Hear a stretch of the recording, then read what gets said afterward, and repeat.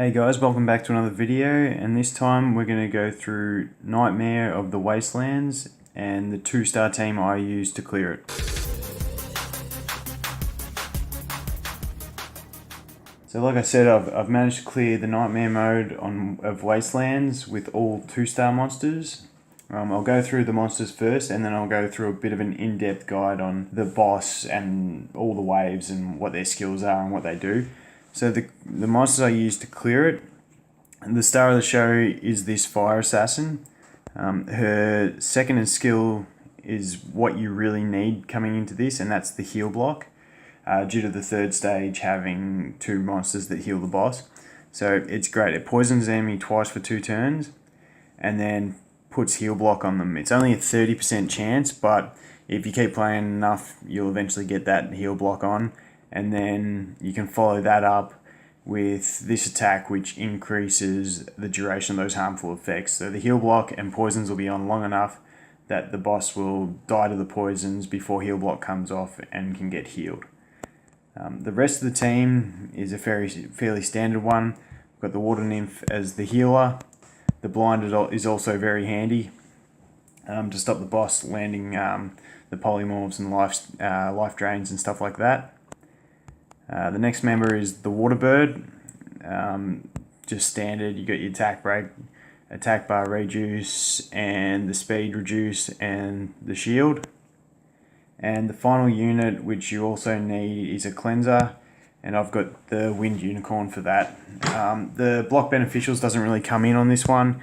It's more so just for that cleanse. The speed buff, the healing increase also helps a fair bit in this too. So that's another great unit. As you can see, this isn't like an early game thing.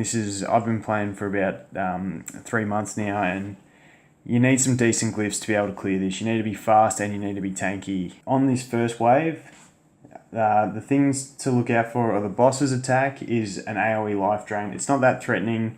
It's not too much to worry about. The big thing you got to worry about in this is the left and right skeleton apply poisons to you, and the middle one applies armor break. And when I refer to left and right in this, I'm going to say left is left of screen and right is right of screen. So when I first was trying this, I was trying to kill the boss straight up, and it didn't work too well. What the better practice is for this one is to just kill the left and right skeletons so that you don't get poisoned, because they're very fast and they apply the poisons very frequently. So wipe those 2 out, then attack the boss. The armor break doesn't really do too much, so you can leave him. The boss will revive all the skeletons every, 5 to 10 turns or something. I didn't actually count it out. But yeah, if he revives them before you kill the boss, just kill those poison units again and then keep going for the boss. And that'll get you through the first wave. The second wave, the boss's skills are an AoE poison and an AoE lifesteal with polymorph and a self-cleanse. That's the tricky one. Those 2 are both on, I think, about a 3 to 4 or 5 turn cooldown. There's no way you can actually find that. That was just what I was counting when I was watching my video over again. The thing with the polymorph is that when you get turned into the little bat, it also increases your cooldowns. So this is where the nymph is really handy as your healer with the 3 turn cooldown, because once you come out of that, it's less turns before you can heal your team back up. But the lifesteal isn't too big, but the self-cleanse is another one you got to watch out for. So what I ended up doing was, also the skeletons, you've got the left one is an AoE damage, same with the middle one, and then the right one is a taunt with a self-heal. The taunting one is really annoying, so I kill him first, then wait for the boss to use his lifesteal, because when he uses that AoE, it also cleanses himself. And the turn after he does that, then I want to use my Fire Assassin's second skill to apply the poisons. And then the turn after that, I want to use her third skill to extend the poisons. And the idea being that by the end of that, the boss will be dead. If he cleanses in between, you just reset.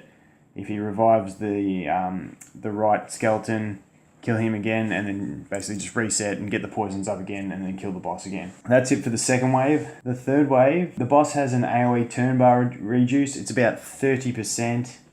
And he also has a single target stun. Neither of those are that threatening.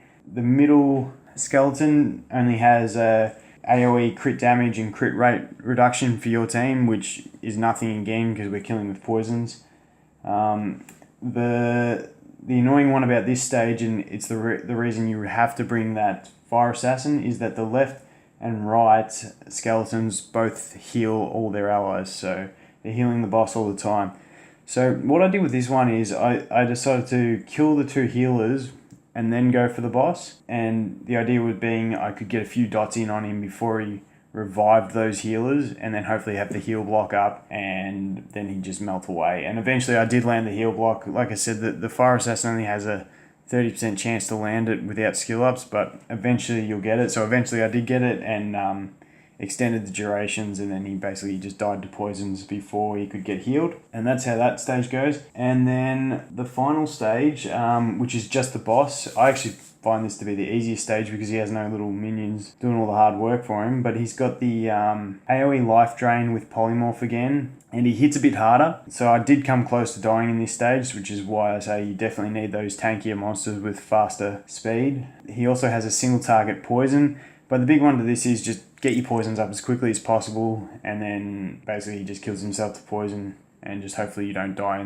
in the time before he goes down to the poisons. So yeah, that's the basic guide on it. The 2 key things you really need in this one are the heal block to get through that 3rd stage, and the cleanse for all those poisons on the 1st stage. And then obviously a healer, and then I took the bird as the support. So if you've got a healer, a cleanser, and a heal block, you're good. So you could use something like the Water Felicor, because he has the heal block and the poisons, but I honestly prefer the Fire Assassin just because you get more poisons on that one target and you can extend them. She's just a very good unit in that sense. Healers, you can use anything, but I recommend something with a low cooldown, because like I said, that polymorph increases your cooldowns, and what you want to be able to re-heal as quickly as possible after that. And then your cleanser, you can use anything that cleanses. You'd probably get better use out of the Water Holy Sister in this one, just because you don't need the block beneficial effects at all. So now that we've gone through all that hard work, we may as well go get the legendary Soul Stone and see what comes out of it. I'm basically just going to hope for any Nat 3 that I haven't got would be good. Ideally, I really am hoping for the Wind Felicor. I really want to start building some sort of damage-based speed teams, and he's a good little hybrid one with the armor break and the poisons for the Rat Dungeon. So I'm hoping for him, but I'll take anything new. And let's see what we get. Ah, nice. She's new. I don't have her. So she's got the 3rd skill, which is the AoE with the buffed critical and prevents reviving. And the 2nd is the steals 2 positives and attacks with attack increase based on speed. So she looks like an interesting unit, and I'll eventually get around to building her, I guess, and see how she goes. But all around a good day. Got a new monster, so something else that I can put to favourites and test out and see how we go. So that's about it for this video, guys. I hope this helps you get through the Nightmare mode on Wastelands. Like I said, you do need those better glyphs, but it is possible for 2 stars, and it actually worked pretty well for me. So thanks for watching, and I look forward to seeing you guys in the next video. Cheers.